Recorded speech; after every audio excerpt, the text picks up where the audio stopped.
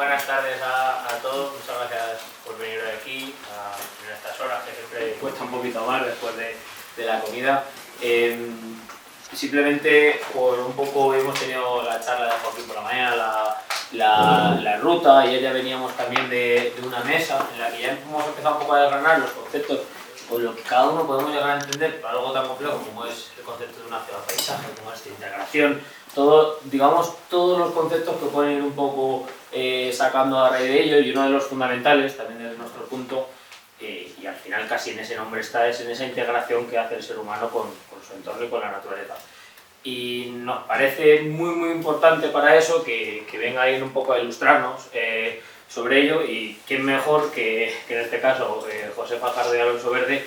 Ellos, muchos de vosotros ya lo conocéis sobradamente, pero podemos decir que en lo que se refiere a la etnobiología y a esta conservación de estos saberes, ellos predicaban cuando nadie sabía un poco lo que esto se refería, ¿no? En el desierto, tal cual, ¿no?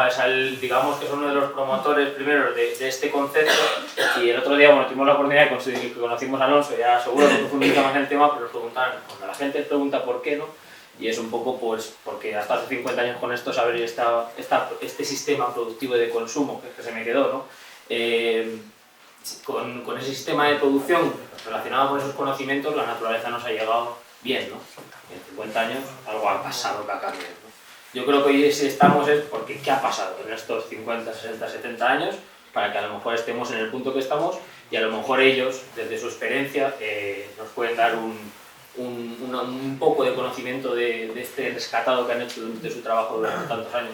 Para ti y a mí, desde esta etnografía, pues directamente son nuestros referentes. Creo que son los que nos están abriendo, y lo digo honestamente, un poco el camino hacia lo que nosotros pretendemos ayudar en ese trabajo. Y nada, sin más, darles la enhorabuena. Van a hablar sobre conocimientos tradicionales y patrimonio biocultural, así que un fuerte aplauso. Bueno, buenas tardes, y sobre todo gracias a la Universidad, a Tirso y a Eduardo por invitarnos a contaros lo que hacemos, y sobre todo a contaros lo que nos han contado mucha gente. Y también quiero decir que venimos aunque Fajardo no quiera a presentar el libro que ha escrito Fajardo, pero que no es el libro de Fajardo. El libro se llama Cuando canta la garnocha, pero aquí hay autores de ese libro. Aquí está Moisés, no quiero señalar a nadie. Aquí está Raúl, en el que su familia ha aportado mucho, y podría hablar de mucha gente más de aquí de la Sierra de Cuenca. Podríamos hablar de Tere, podríamos hablar de Paco, de Edu, de Petra, de Paco Cócera, de Cardenete, de Abuncio, Cano. y podríamos hablar de muchos personajes de aquí de la Sierra de Cuenca que han escrito este. Bueno, Fajardo, como tiene buena pluma, por eso lo digo, pues nos juntamos, hacemos el trabajo de campo juntos, que lo vais a descubrir ahora a lo largo de esta presentación sobre los conocimientos tradicionales. Él, ya todos esos conocimientos los metemos en una base de datos, y luego desde hace 25 o 30 años nos hemos limitado a publicar en forma de monografía artículos científicos que luego llegan prácticamente a muy poca gente, llegan a un ámbito reducido del mundo de la etnobiología a nivel internacional. En congresos los hemos presentado, pero bueno, lo que nunca ha llegado es el alma humana que tiene la etnobiología. Y nadie mejor que... Yo es que le digo Fajardo, Le digo Fajardo en el momento que Isabel, cuando la conocí, al referirse a ella como Fajardo, ya se ve que... Mi mujer me llama Fajardo menos cuando se enfada, que entonces sospecho. Digo que solo José Fajardo lo podría haber hecho. Y yo os invito a que leáis el libro, sobre todo la sensibilidad en la que está la parte humana de este libro.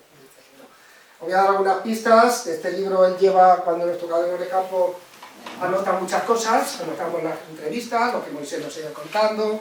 Fajardo, que dibuja muy bien, incluso hace dibujos. Yo me limito al aspecto más técnico, pero luego siempre anotaba cosas en la libreta de campo referentes a la forma, al aspecto del informante, que nosotros llamamos informantes. Moisés es un amigo, llevamos muchos años, ya su casa es para nosotros como nuestra casa. su hospitalidad, pues le tenemos que agradecer. Fíjate que trajimos hasta unos americanos. Moisés? Los primos de Texas. De Texas. Los primos de Texas que trajimos. ¿Cómo comen y cómo beben los de Texas? Se quedó asombrado, se quedó asombrado. Sacaban las porrocillos esos de Mistela, chiquitines, y eso, claro, para ellos eso era menos de una dosis. Estaba el coche por la boca. Pues él anotaba aspectos de esa entrevista, de ese informante, que es una persona realmente el protagonista. Nosotros hemos hecho coger esa información, dedicarnos a analizarla, a escribirla, en cuanto a nuestra formación es botánica, somos etnobotánicos, porque bueno, luego trabajamos en un equipo que ahora es a ver muy numeroso, en lo que se llama el proyecto nacional del inventario sobre conocimientos tradicionales relativos a la biodiversidad. Somos más de 100 personas. Ahí estamos botánicos, están zoólogos, ecólogos, lingüistas también. Hay una persona con un equipo de lingüistas, que ella es miembro de la Real Academia. Vamos, que somos un poco de cada disciplina que englobamos lo que es la etnología. Bueno, y vuelvo otra vez al libro de los informantes, que Fajardo se ha limitado a sacarlo a la luz. Entonces, el verano pasado me dice que estaba recopilando todos el anterior, todas esas referencias en las notas que tenía y que las quería recopilar y a ver si se podían publicar. Eso fue antes del verano, llega octubre y yo comenzando el curso, que yo soy docente, dice, toma, revísalo y dime a ver si se puede publicar en más. Tiré 2 o 3 meses, en Navidad se lo di, y digo, Fajardo, si esto no lo haces tú, no lo puede hacer nadie. Afortunadamente ahí estaba Álvaro, con su editorial A la Limón, para sacarlo, cosa que quiero agradecerle a él que esto salga, porque es el aspecto más humano. Solo me puso una condición para pensarlo, es que si le decía que se podía publicar o que yo lo veía para publicar, que le hiciera el prólogo, y me costó mucho hacer el prólogo porque yo de muchas de esas entrevistas pues las he compartido con él. Pero bueno, además de venir a hablar del libro de Fajardo, hemos venido a hablar de los conocimientos tradicionales. El libro son conocimientos tradicionales, es lo mismo, estamos hablando de lo mismo. El título se llama Cuando canta la garlocha. ¿Por qué se lo puso? Cuando canta la garlocha. Porque eso nos lo contaba Mauricio Navarro, ¿te acuerdas? De la zona de los Montes de Y Toledo. entonces nos decía siempre que cuando cantaba la garlocha iba a llover, y estuvimos un tiempo detrás de saber lo que era la garlocha, que nos costó saber lo que era la garlocha. Porque claro, nos costó. Y la garlocha al final nos sacamos hablando, bueno, llevábamos ahí guías de aves y tal, y al final, y varias personas habían hablado de la garlocha, pues sacamos que era el torcecuellos. Que luego vas por ahí rascando, y nos hemos encontrado en un pueblo de Albacete, en La Roda, que tiene una expresión que dice, estás haciendo el garlocho. Para la gente, una persona que está siempre moviéndose mucho el cuello, que es lo que hace el torcecuello, ¿no? Sí, sí. Lo que hace... Bueno, invita a una serpiente cuando se sienta amenazada, sí. Bueno, pues después de la presentación que ha hecho también... Justo, muy curioso, como ha venido Joaquín Araujo, hay un vídeo de Félix Rodríguez de la Fuente, un reportaje de Félix Rodríguez de la Fuente sobre los pájaros carpinteros y trata de la garlocha. Si tenéis curiosidad podéis ver el reportaje, que es curioso de ver. Y en YouTube está para verlo. Bueno, pues nos han presentado Eduardo y los dos somos docentes, nos dedicamos a enseñar, él en adultos, él es profesor de la UPE y yo soy docente en secundaria. Lo que pasa es que luego, como tenemos 2 parejas que nos benditas, sabéis, las santas, nuestro tiempo libre, además de compartirlo con ellas, con nuestra familia, nuestros hijos, pues hemos dedicado mucho tiempo a la investigación. Entonces, desde hace años formamos parte de un grupo de investigación en etnobiología, vegetación y educación, que está ubicado en el Instituto Botánico del Jardín Botánico de Castilla-La Mancha. Y bueno, pues ahí es donde toda la información que recogemos la transcribimos en una base de datos que tenemos ahí, y de ahí pues salen todos los trabajos de publicación, divulgativos y científicos. Luego además somos miembros del Instituto de Estudios Albacetenses y además pues somos miembros de la Sociedad Española de Etnobiología, a la que os invito a entrar en las redes sociales y en las páginas que tenemos. He querido empezar esta presentación en homenaje a un personaje yo creo que para los dos, pero para mí muy entrañable. Más entrevistas con él. Tenemos muchas entrevistas. Este es de los personajes que, como por ejemplo con Moisés, ¿no? Lo que llegas ya no a ser esa relación de investigador con el informante, sino que es una relación de familia, prácticamente, de hospitalidad. Y este hombre, íbamos a su casa que no era suya. Este hombre vivía en una finca, era el que llevaba el capataz de la finca, estaba ya jubilado, pero vivía ahí en la finca, él no tenía casa, vivía en la finca. Y el dueño, pues la verdad es que como era un personaje muy especial, le permitía vivir allí con él. Y este hombre nos aprendimos, pues yo creo que todo lo que hay referente a los Montes de Toledo, porque fue nuestras primeras visitas a esa zona silicia, de vegetación silicia un poco ajena a nosotros, la zona de los Montes de Toledo, y con él descubrimos, de hecho luego publicamos un libro que es sobre etnobotánica de Cabañeros, fue un proyecto que tuvimos con el Parque Nacional de Cabañeros, y el 70-80% de la información es de Arturillo. Estaba aquí haciendo picón, o sea, él hacía todavía picón. Sí, se había dedicado su vida. Con el corcho trabajaba muy bien los asientos de corcho. Bueno, yo, empezando un poco con el tema de la introducción, yo me he quedado con una cosa de la charla de Araujo, que es el sentimiento de agradecimiento, ¿no? Entonces, yo por ejemplo, pues Alonso hemos compartido muchos ratos en el campo, le tengo que agradecer a Alonso muchos ratos que hemos estado con el trabajo y a toda la gente también que nos ha ayudado, aquí a Moisés, a Raúl, Ricardo, Cipriano. O sea, al final nosotros estamos muy agradecidos a la gente y antes de empezar a desarrollar lo que es la presentación, yo quería comentar también que a nosotros nos gusta también que se hagan este tipo de presentaciones como un coloquio. Que la gente, que vengáis, que preguntéis. Que os sentáis con la confianza de en cualquier momento decir, oye, Fajardo, eso que estás diciendo es una gilipollez. Pues lo discutimos, lo hablamos, ya está. O sea, que lo hagamos también como un coloquio cuando queráis intervenir en cualquier cosa, ¿vale? Y luego también agradecer mucho a Edu y a Tirso la iniciativa de organizar estas jornadas y el trabajo que están haciendo también con los ojos del Júcar y con Vestal Etnografía, que nosotros pues en lo que podamos esté en nuestra mano estamos para apoyarlos en lo que podamos. Sí, porque a la gente que viene detrás empujando en esto, pues siempre hay que ayudarles y estar con ellos. Bueno, aquí venimos a hablaros de lo que es la biodiversidad cultural, o lo que llamamos ahora, es un término acuñado como biodiversidad biocultural, que es paralela a la biodiversidad ecológica. Yo creo que todos los de aquí sabemos lo que es la biodiversidad ecológica. Si tuviéramos que definirla, está basada en la singularidad de suelo, clima, topografía, tipo de vegetación, que se traduce en una flora, una fauna, microflora específica. Es decir, dicho de una manera, ¿cuál es la biodiversidad de la serranía de Cuenca? Pues hacemos un inventario de las especies botánicas, de las especies de hongo, de las especies de animales, microorganismos, y todo ese conjunto constituye la biodiversidad ecológica, que está muy de moda. Los políticos se les llenan mucho la boca con esa palabra, que luego no tienen ni idea de lo que es.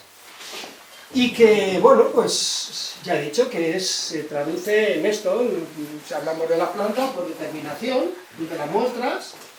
Siempre nosotros, cuando estudiamos y becariamos algo, hacemos unos pliegos de herbario, pliegos testigos.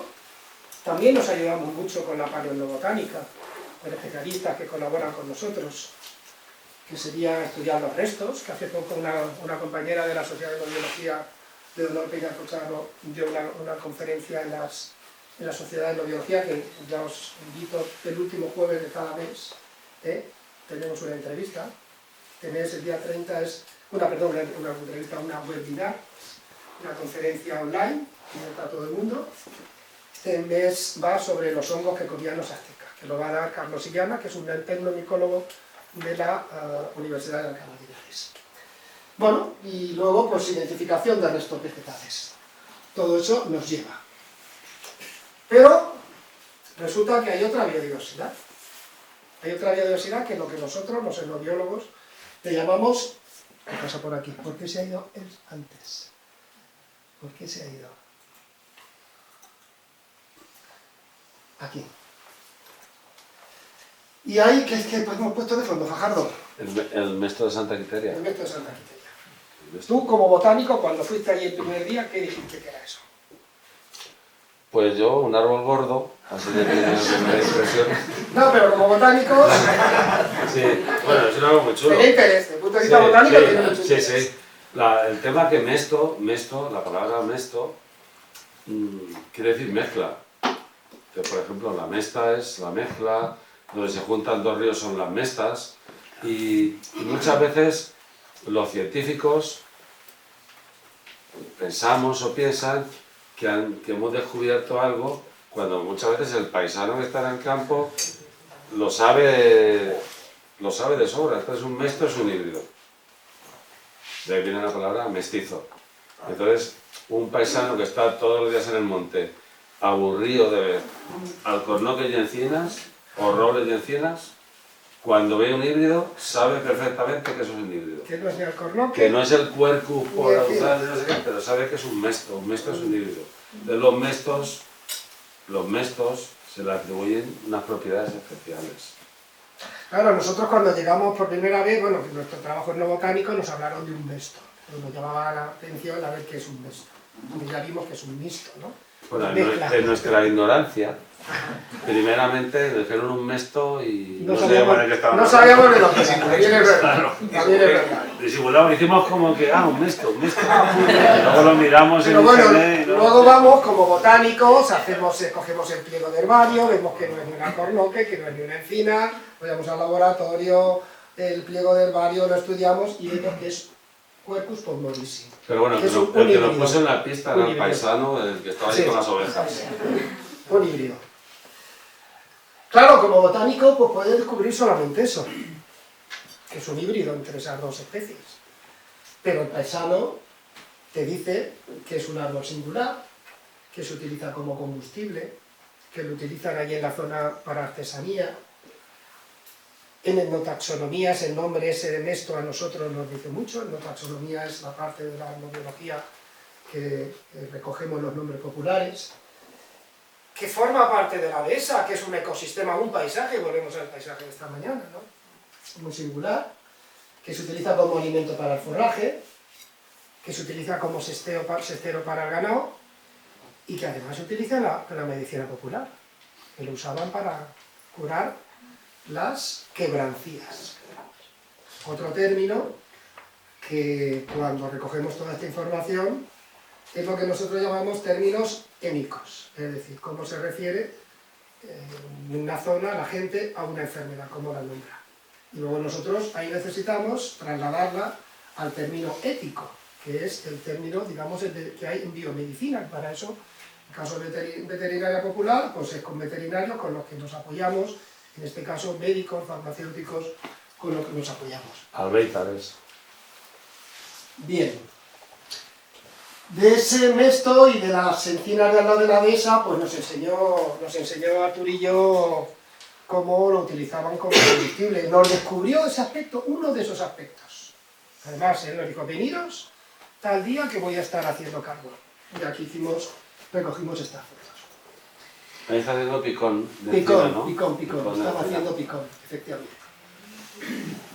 Claro, descubres que como botánico, pues sabes que esa biodiversidad son un conjunto de especies animales que tienen un nombre científico, que es al que nosotros podíamos llegar, pero no llegas a lo que hay detrás, el conocimiento que hay detrás. Lo que está como representación a los que se nos está pasando en la voz.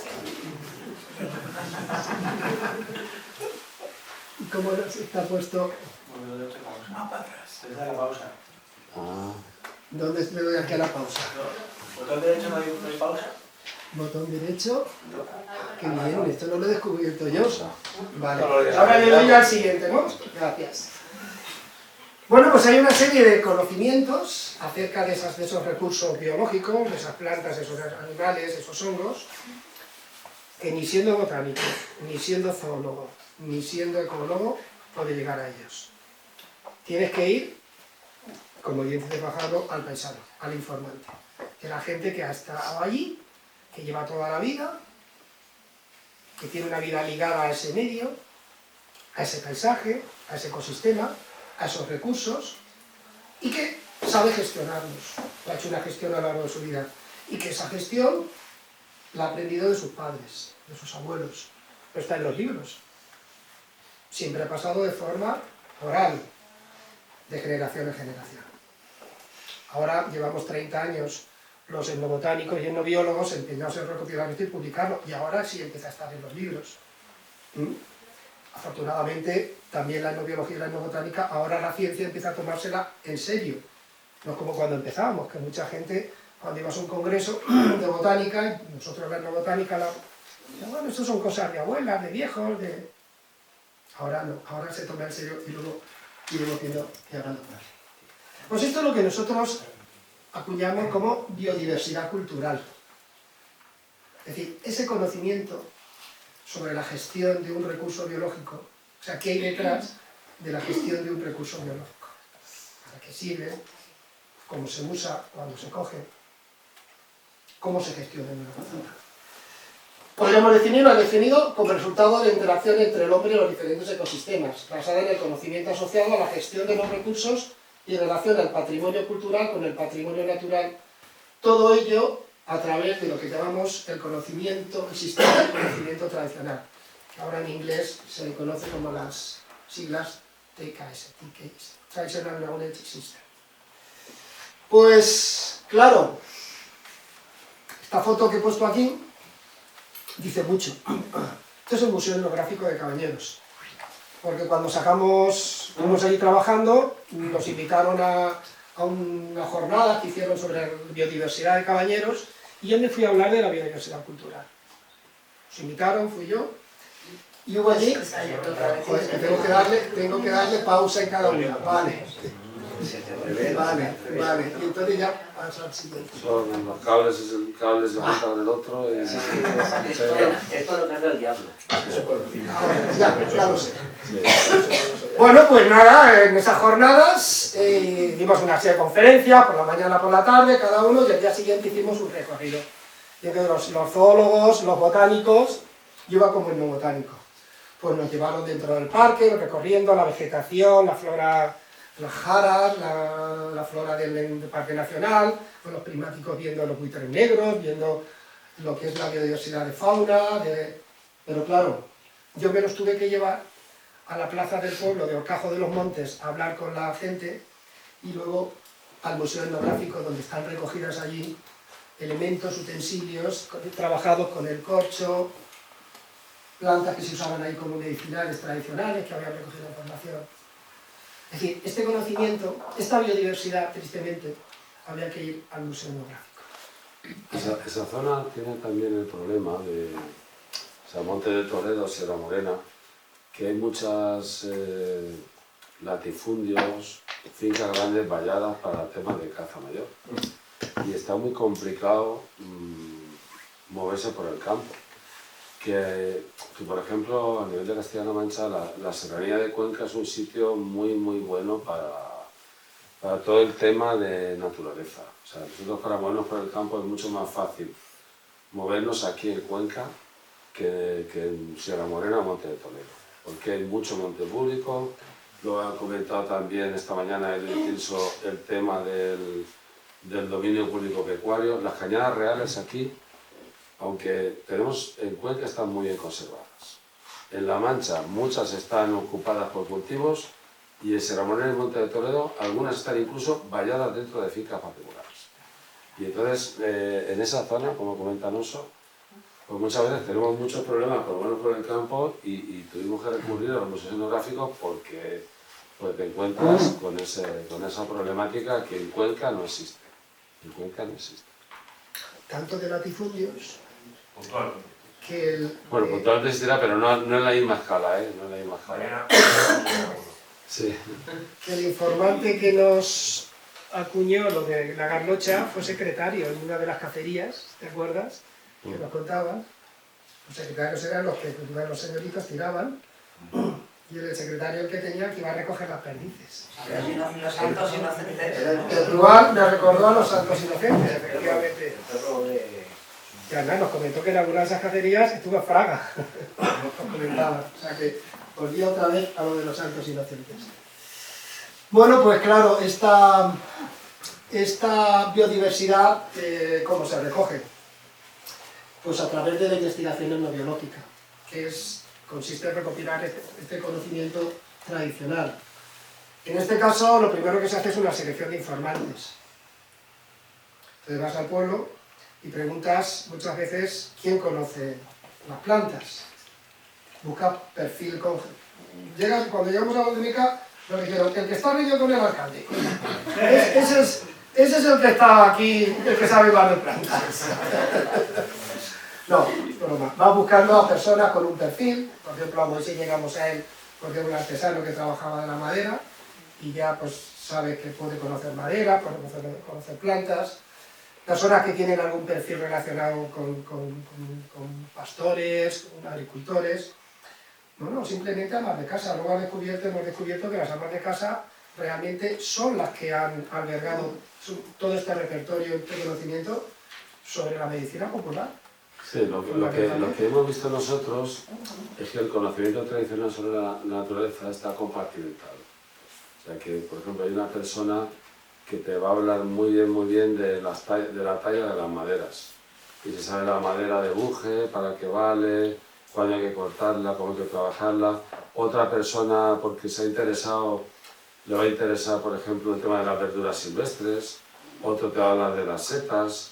Otro te va a hablar de la ganadería. O sea que es un patrimonio colectivo. No hay una persona que conozca de todo, ¿no? Uno a lo mejor es un friki de las herraduras.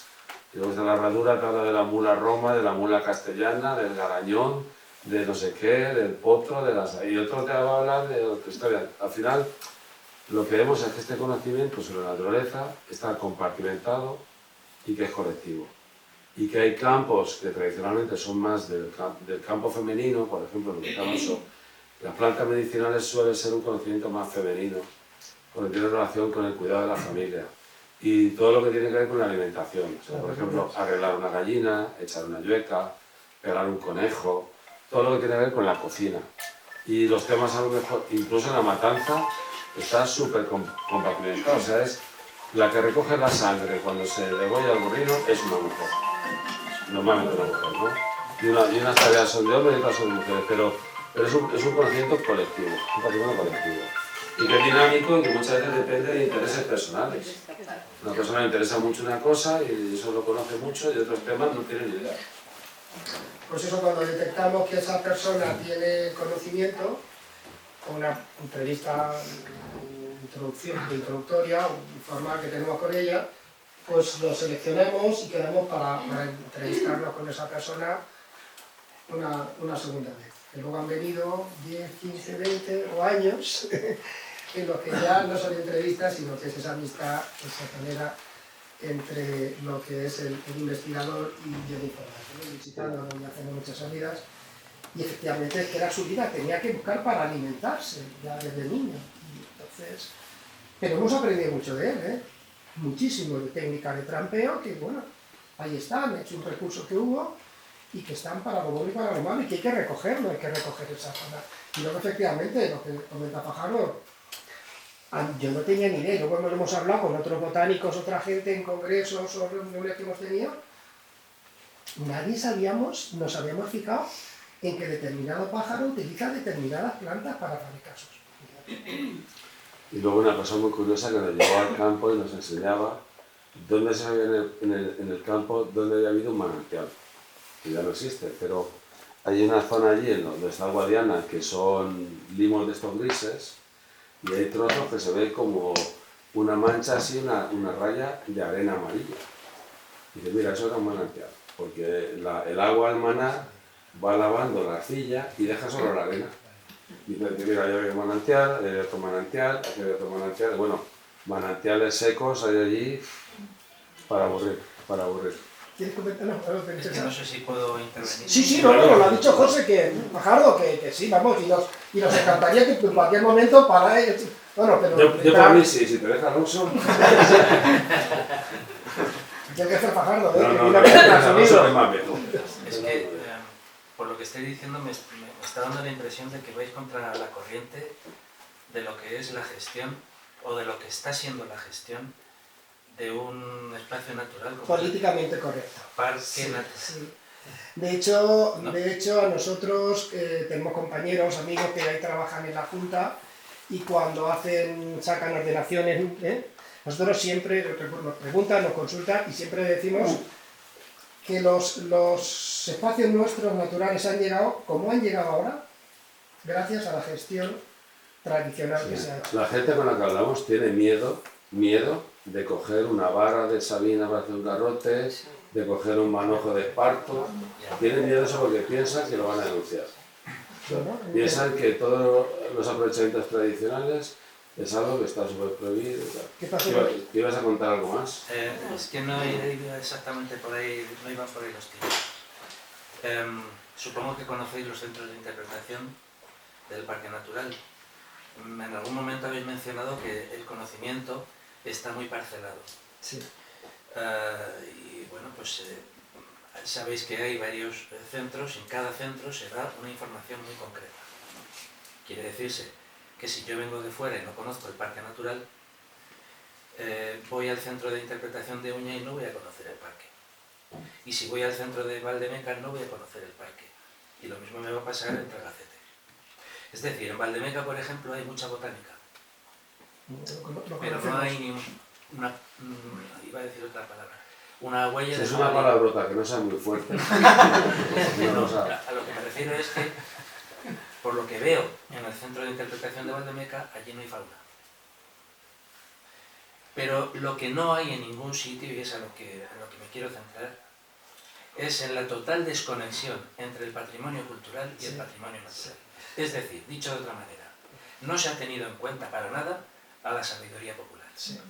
Estamos de acuerdo contigo y por eso decía yo antes que hace 30 años, cuando empezábamos nosotros con la nueva botánica, de verdad parecíamos que contábamos cosas de nuestras abuelas. De hecho, en congresos que nos contábamos, y afortunadamente ahora mismo ya se toma muy en serio. Por ejemplo, ahora mismo, para hacer estudios de fitoquímica, que los hacen generalmente fitoquímicos, bioquímicos y demás, las grandes empresas farmacéuticas hace 30 años mandaban a un becario, a un investigador, a una zona, a explorar todo tipo de recursos, ¿no? Luego muestreaban, cogían y analizaban. Ahora no, ahora van por mandar ahí a un becario, a un investigador, a un doctorando, y hacer un trabajo de etnobiología. Es decir, hacer un trabajo previo de los recursos tradicionales que hay en esa zona. De ellas seleccionan y entonces dirigen las investigaciones en una línea. Esto es algo parecido a lo que ocurrió con la judia, Fajardo. La judia es una planta que utilizaban los boquimanos. Los boquimanos de Namibia. ¿Lo cuentas tú? Sí, bueno, es un supresor del apetito. De cuando iban de cacería por el desierto, es una especie de una planta crasa que inhibe el apetito. Y entonces lo comen eso y están 2 o 3 días cazando sin comer. Y entonces eso lo han cogido para complementos de estos adelgazantes y tal. Y hubo un pleito, ¿no? Con el nombre. Salió publicado un trabajo de unos investigadores, creo que eran holandeses o de Centro Europa, en lo botánico, publicando esta planta y los usos tradicionales. Entonces luego de ahí fueron las multinacionales, como dice Fajardo, cogieron, la analizaron y recrearon el medicamento. Ahora es que hay una serie de convenios internacionales que reconocen la propiedad intelectual de los conocimientos de los pueblos indígenas. Se supone que si una farmacéutica aprovecha un conocimiento tradicional de un pueblo indígena para un medicamento, parte de ese beneficio tiene que revertir a esa comunidad. Claro, pero ahora, más o menos hay unos acuerdos internacionales que sí que... Pero en un principio con esta planta surgió el problema de todos estos beneficios que la multinacional está consiguiendo, ¿para quién deben ser? ¿En quién deben repercutir? ¿En la multinacional que se dedica a investigar y a recrearla? o los que realmente han sido los que han descubierto ese uso y llevan utilizándolo miles y miles de años. Esto ha creado, como dice Fajardo, pues, una polémica que está ahora mismo en boga sobre las propiedades de estos conocimientos, en quién deben... Sí, Brasil lo tiene muy regulado, sí, ¿no? Sí, Brasil lo tiene. Sobre todo muchos países de Centroamérica y Sudamérica, a partir de todo esto, lo han regulado. Que es lo que hasta hace unos años se tachaba o se tildaba de biopiratería, ¿no? Biopiratería. Pero sí que es cierto que lo que dice Jaime, que se ha tenido siempre la concepción de la naturaleza separada de las comunidades que habitan en ella. Y ha habido ejemplos en España muy sangrantes como el tema de Cazorla. A diario. Sí, sí. Existe, esa realidad existe. O sea, vamos, es que esto es un tema muy candente, que tenemos ahora mismo hay una discusión muy candente en la Sierra de Cuenca. Vamos a la Sierra de Cuenca, a la naturaleza, aquí. Vamos. Claro. A ese amplio... Bueno, el tema del turismo, ahora hablan mucho del turismo experiencial, que vas a un sitio a vivir una experiencia claro. Pero claro, los que habitan el territorio, Claro. los que habitan el territorio son los que hacen esas experiencias de toda la vida. Cazorla, cuando se protegió, expulsaron a las comunidades rurales que había allí, los concentraron en pueblos de colonización. Es la idea de que el ser humano no es parte de la naturaleza. La naturaleza es algo aparte y esos usos tradicionales que la naturaleza nuestra de donde estamos ha evolucionado con esos aprovechamientos. Es que el medio que vivimos es el resultado del pastoreo, el carboneo, las leñas, los huertos y tal. Tú ahora mismo separas esa actividad y ahí estás introduciendo un factor de cambio. Y luego lo que decimos, que nosotros hablamos con mucha gente, un día estábamos con uno cogiendo espárragos. Y estábamos en un monte de Toledo con uno de un agente medioambiental de allí que nos estaba acompañando. Y había un hombre mayor cogiendo espárragos. Íbamos con el coche del agente medioambiental, paramos al lado, el hombre escondió los espárragos y fue corriendo. Lo vimos Claro, que ya tenía pensaba paro, paramos a preguntarle. Claro, paramos a preguntarle, pero está el miedo ese a que van a multar por coger unas piñas, por coger un marco de plego. Perdona, no, es que te multan. Bueno, no tienen por qué. No, es que te multan, perdona. Mira, Ya, yo ayer tuve sí. una conversación por otro tema, con unos forestales, y ya me pregunta, igual, lo decía a los compañeros que les iba a decir, ustedes, ¿qué beneficio causan a la ciudadanía, aquí, a este pueblo? Todo es, no puede hacer esto, no puede hacer lo otro, no, esto no lo puede cortar, no, aquí no puede llegar, aquí, no. O sea, no te digo que antes había una convivencia mayor entre los agentes forestales y los ciudadanos o individuos de los pueblos. Ahora no, ahora van todos con su librito, que salieron muy bien en su diploma y van al libro. Bueno, hay de todo. De todo. No. Y tenemos que Hay de decir... todo. Hay Hay de todo. gente habla de todo. Sí, no, Cuenca hay de no todo en hay. todas partes. Mira, En Cuenca no hay. pueblos que tenían... Sí, hay de todo en la vida. Hay pueblos que tenían 1000, 2000 habitantes que vivían totalmente del entorno. Esos pueblos tienen ahora 200, 10 veces menos y tal. La presión que tienen los ecosistemas ahora es infinitamente menor que hace 50 o 60 años. El impacto que tiene que una persona coja un poco de mimbre, un poco de pasto, unas pocas piñas, un poco de leña seca, prácticamente no tiene la presión que tiene. Hemos tenido este debate y en la Junta Bueno, el año pasado hicimos cursos en Toledo Nos llamaron- a agentes medioambientales de este tema. Nos hemos formado en este Claro. curso de formación a gente con este tema. Hemos ido el año pasado. que hicimos. Sí, legalmente, lo que nos contaron a nosotros en Toledo, la Junta. Hay una cosa que se llaman usos y otra cosa que son aprovechamientos. Si hay un beneficio económico de eso, es un aprovechamiento y está sujeto a autorización administrativa en un monte público.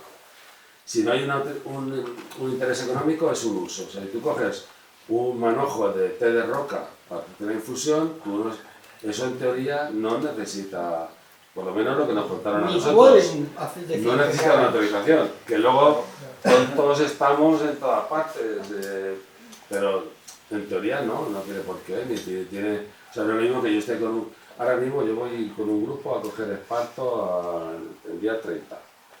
Voy a una tocha que es Monte Público. Yo pedí autorización al Ayuntamiento de Pozo Lorente y tal, porque voy con un autobús con 30. Y vamos a bajar a coger esparto ahí 30 personas con autobús. Bueno, pido autorización. Claro, si fuera yo solo no la pido. No la pido. Pero que en principio la ley se supone que si tú haces un pequeño uso no tienes por qué ver. Pero que la Junta...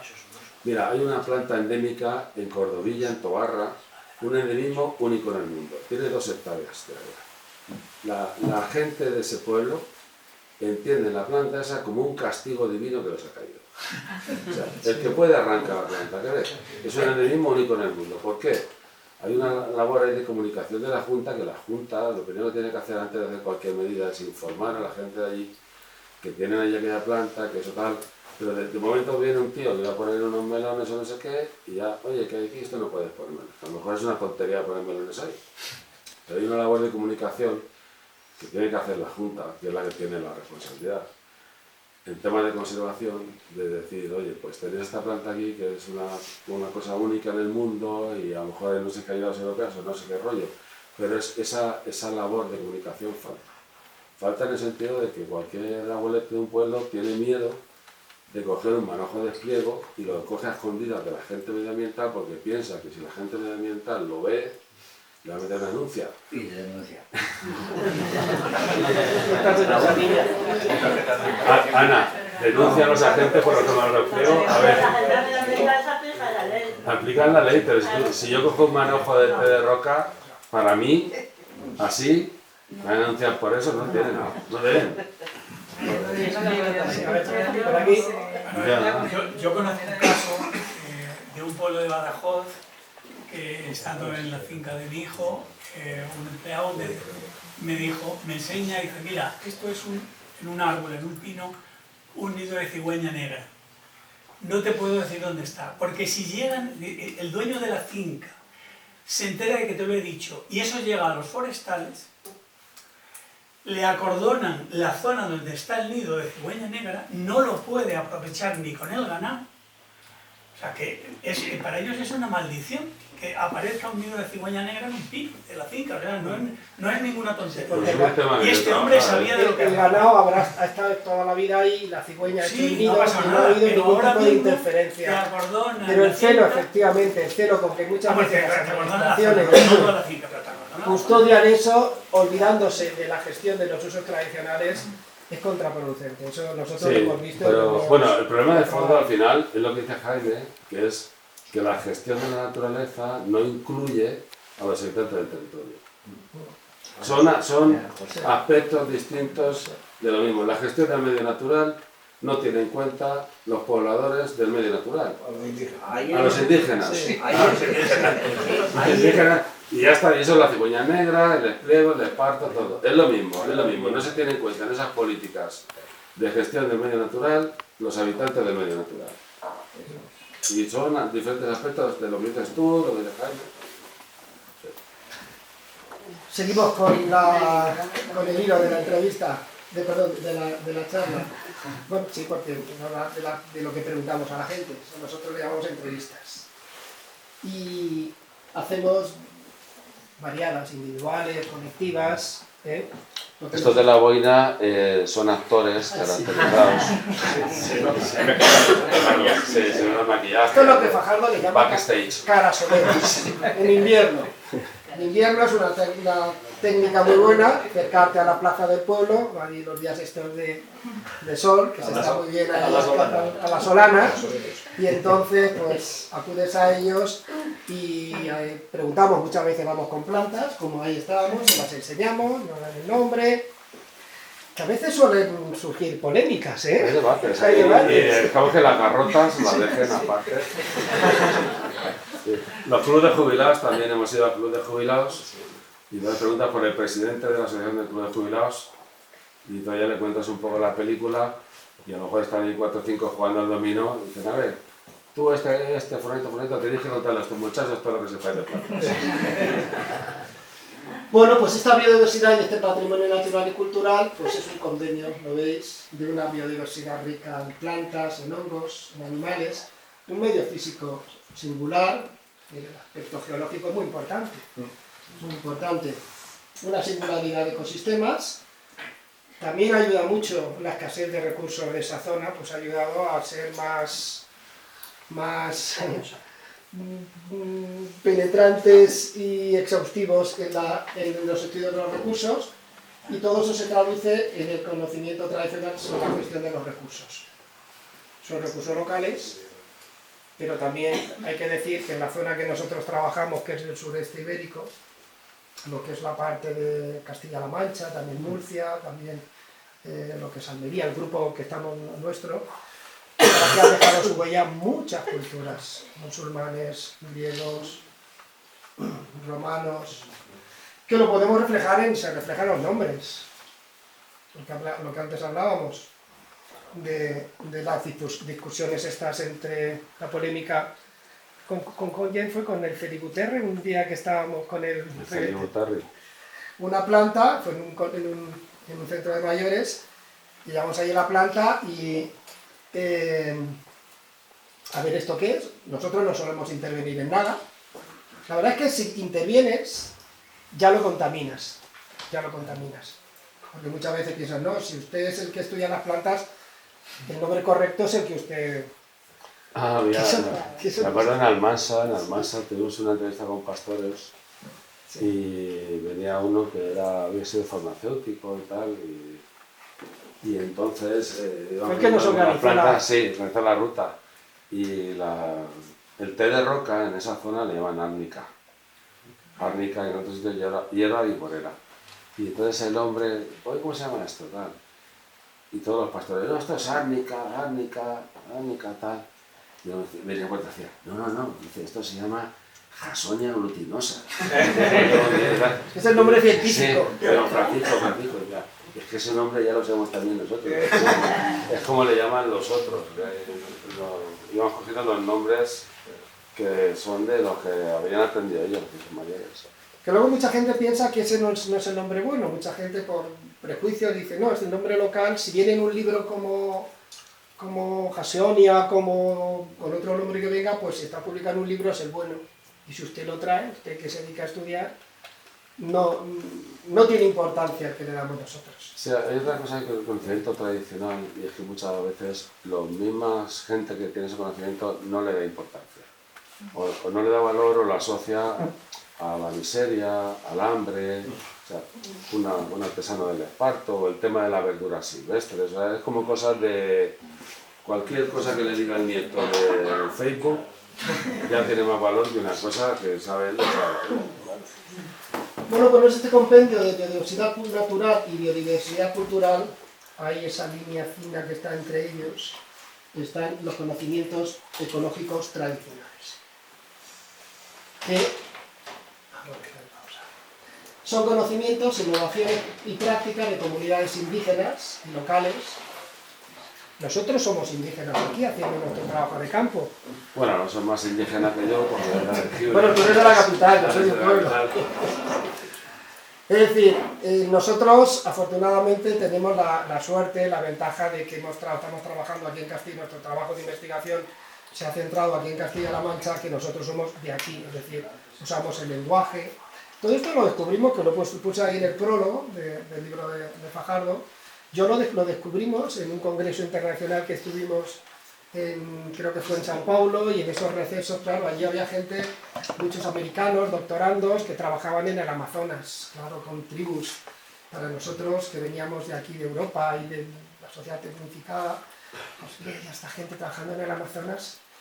Y luego, claro, cuando en los recesos esos de los coffee break que haces, entre tú dónde trabajas y con quién estás y qué es lo que haces, claro, fueron ellos, estos chicos jóvenes, americanos, que estaban trabajando en el Amazonas, los que nos hicieron ver que éramos unos afortunados, porque ellos, americanos, Estados Unidos, al Amazonas, se iban allí, un idioma diferente, se tenían que adaptar, la gente, había ahí una relación que hasta que pasaba mucho tiempo, un trabajo muy difícil.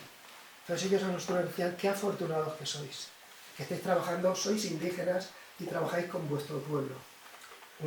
Luego al Congreso aquel llevamos a hacer una propuesta para hacer el siguiente en Albacete, ¿Sí? ¿recuerdas?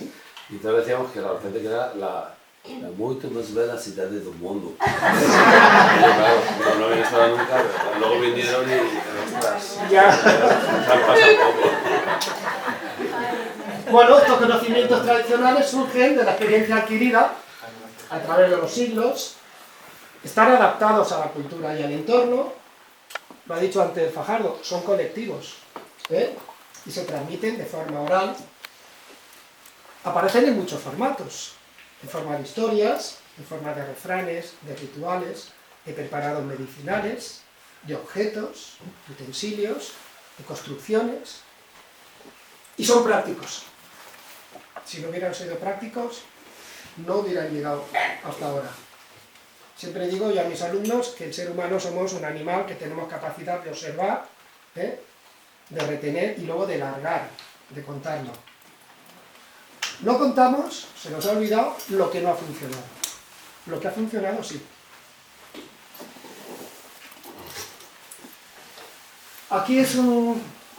que ya vamos a hacerla sin presentación y en plan informar la charla. Digo, hombre, que las presentaciones creo que son muy explicativas, ¿no? De un poco cómo funciona el sistema de conocimiento tradicional. Estos conocimientos tradicionales, pues, como decía, vienen a repasar o reforzar lo que ha comentado Fajardo, que están compartimentados. Entonces unas personas dominan un campo, otros, y para llegarlos a conocer, pues tenemos que preguntar a muchas personas dónde y cuándo los ha conseguido, para qué sirve, cómo reconocerlo, que es muy importante, cómo prepararlo, cómo valorarlo, cómo manejarlo. Todas estas cuestiones es lo que nosotros preguntamos y extraemos a través de las entrevistas directas o indirectas, individuales o colectivas, que vamos sacando. Bueno, pues volvemos otra vez a la legislación. Estos conocimientos están... La Ley de Biodiversidad del 13 de diciembre del Patrimonio Natural y de la Biodiversidad recoge que hay que preservar, mantener y fomentar los conocimientos y las prácticas de utilización consuetudánea que sean de interés para la conservación de la biodiversidad. Y recogía que se debe hacer un inventario español de los conocimientos tradicionales relativos al patrimonio natural y la biodiversidad, que es lo que se llama el IECTB. Este es el otro libro al que venimos a hablaros. Este de Fajardo os he dicho que es el aspecto más humano, y todos esos conocimientos que nosotros se han ido publicando en monografías o que se han ido publicando en artículos, papers de investigación, o se ha llevado a congresos, pues nos planteó el Ministerio desarrollar desde el año 2012, ya que son 12, vamos casi 11 años, vamos para 12 años, el Inventario Español de los Conocimientos Tradicionales Relativos a la Biodiversidad. No sé si lo conocéis, es un proyecto que algunos de los objetivos son ofrecer a investigadores y gestores políticos y al público en general un registro abierto actualizable sobre los principales conocimientos tradicionales en España relativos a la biodiversidad. Estos conocimientos que os he dicho, os hemos dicho que son los que están detrás de cada especie botánica, animal o micológica, pues los estamos publicando. Se están recogiendo y somos un equipo de más de 100 personas. Aquí aparecen algunos, no sé si somos 40 o 50 universidades, centros de investigación, institutos de investigación locales, de toda España. El resultado son es el IECTB, que es el Inventario Español de los Conocimientos Tradicionales Relativos a la Biodiversidad, que son esos 4 tomos que han salido. ¿Sigues tú? No, solo voy a comentar que estos están disponibles en internet, en la página del Miteco. Sí, abajo he puesto, la la dirección de internet donde podéis descargarlos de forma gratuita. Está organizado por fichas de especies. Sí, ahora les he puesto. Y luego la última fase, que es el IECTB, que es de la biodiversidad sobre especies agrícolas, tenemos 2 volúmenes publicados, el tercero va a salir ahora, iba a salir el 23, saldrá en el 24, y el número 4 que saldrá en el 25. Este de la garlocha, si os interesa a alguien, ha venido Álvaro, que es el editor, y tiene aquí algunos para si fuera. Aquí os he puesto algún resumen de las fichas y las especies que llevamos sacados. En total son casi 1000 especies, 900 y pico, y hemos hecho pues otras casi 1000 fichas. Esto la verdad es que viene bien, porque esto está colgado en la base de datos del Ministerio, y esto viene bien a investigadores, para hacer estudios, estadísticas, y viene muy bien también para el aficionado de la calle, ¿no? Que le interese saber una planta, qué usos tiene en toda España. Pero eso sí, toda esta información que está aquí publicada es sobre información previamente ya publicada. Estos datos es una recopilación que estamos haciendo de todos los trabajos en los que hay información de alguna planta. Son trabajos de etnobiología, son trabajos de etnografía, de etnobotánica, todo lo publicado. Sí. Agrupa las publicaciones que hay en cada modos diferentes, podría ser una información todo lo que hay publicado. vastísima. Aparece todo lo que hay publicado. Está sintetizado, o sea, Sintetizado, si por ejemplo, obviamente. imagínate un uso general, esa planta de arriba son las orugas, que es la rúcula silvestre. La oruga entra dentro del campo de lo que se llaman verduras silvestres. Entonces, por ejemplo, se cita un uso, la forma de preparación y luego la distribución geográfica de ese uso. O sea, imagínate, por ejemplo, la colleja. La colleja es una verdura silvestre de uso general en España. Entonces se cita lo que es el uso y luego la distribución, o sea que no se repite. Sí, que si da algo más Claro. No, más sano. cuando se citan los usos y luego la Sí, distribución, porque efectivamente. imagínate si no, imagínate la colleja, verdura silvestre para hacer tortillas. Eso es general, entonces se pone el uso y luego la distribución, porque si no serían unas fichas muy largas, claro.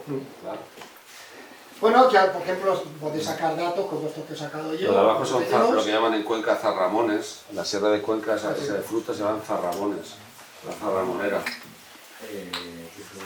Es un ribes, un tipo de la uva espina, la ribes uva crispa.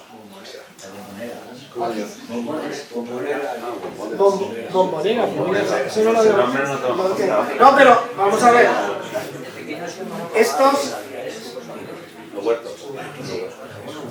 Estos datos que le están diciendo ahora mismo Raúl y Cipriano a Fajardo, y Fajardo ya se iba a poner ahora mismo a sacar el cuaderno de campo, ahora vais a ver al final de la presentación que lo intentamos solventar a través de la herramienta de internet, porque hemos generado una plataforma que se llama Connected, que ahora la voy a presentar. Una aplicación. Connected, ¿la conocéis? Ahora pasaremos a ella. Ahora pasaremos a ella. Bueno, pues mirad, algunos datos. Tenemos recogidas 1400 especies de uso medicinal en esta base de datos. Tenemos recogidas 1000 y casi 1100 de alimentación animal. Bueno, estos son algunos de los datos que no voy a entrar yo en detalles. Lo que os decía Fajardo, cómo se presentan. Esto es un modelo de ficha, una ficha que os he puesto aquí. Aparecen unos símbolos, que serían los usos en los que los hemos compartimentado, uso animal, medicina, bueno, con unos símbolos. Aparece foto de la planta, los nombres populares, nombres vulgares, los hemos recogido en castellano, en catalán, o sea, en todo lo que son las lenguas de España. Y aparecen además una descripción hecha por botánicos. Sí, somos un equipo muy amplio. La parte de los nombres populares es el equipo de... Y aquí pasa, claro. Fijaos, aparece la descripción, el hábitat y luego ya los conocimientos tradicionales. Los conocimientos tradicionales van por campos de uso, lo que nosotros llamamos. Aparecen también dibujos y fotografías. Por ejemplo, aquí aparece una ficha de la Condrila gilfea. Es una planta que le llaman jonjera, talleras, aparecen fotos de los usos, luego aparecen referencias históricas acerca de esa planta, publicadas, y todos estos publicados. La valoración es el equipo que ha hecho esa planta, esa ficha, es el grado en el que se encuentra, el estado en el que se encuentra el conocimiento tradicional de esa planta, es decir, si está abandonado el uso, si ya no se conoce, si todavía está en uso. Por ejemplo, habla Fajardo de la colleja pues es una planta que se sigue usando, por lo tanto no tiene riesgo de pérdida de lo que sería. Y luego de especies relacionadas. Bueno, algunas conclusiones de... A ver, ¿qué he hecho yo aquí? No quiero eso.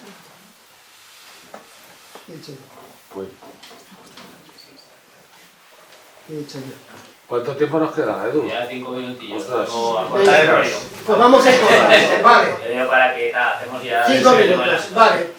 Seguimos, vamos a ir terminando. Os hemos puesto muy por encima algunos ejemplos de lo que serían este conocimiento que hay detrás de un ecosistema, de determinados ecosistemas o de especies. Por ejemplo, aquí os hemos puesto lo que sería un ecosistema de montaña, ¿no? Son las peonías del canal de la Siva subiendo al cerrico de las mentiras. La peonía, que es una planta que la vemos y en la zona nuestra se utiliza, ahí está mi hijo Luis, con una pulsera que se hacían con las semillas de esta planta para curar el mal de ojo. Los metían en las semillas en el agua bendita, luego hacían las pulseras y la tenían como elemento protector. Es una planta que dependiendo del sitio tiene buen rollo o tiene mal rollo. Porque si nos vamos a la parte de los Montes de Toledo, ¿qué nombre le dan a esta planta? No, flor del diablo. Flor del diablo. ¿Eh? No. Si nos vamos a un humedal, que por ejemplo la laguna del Arquillo, pues aquí nos ofrece otros recursos, ¿no? Nos ofrecen los sauces para hacer mimbre, nos ofrecen recursos de alimenticio de los peces, o por ejemplo algunas plantas que se pueden utilizar para pescar, como los gordolobos, como plantas que llamamos ictiotóxicas.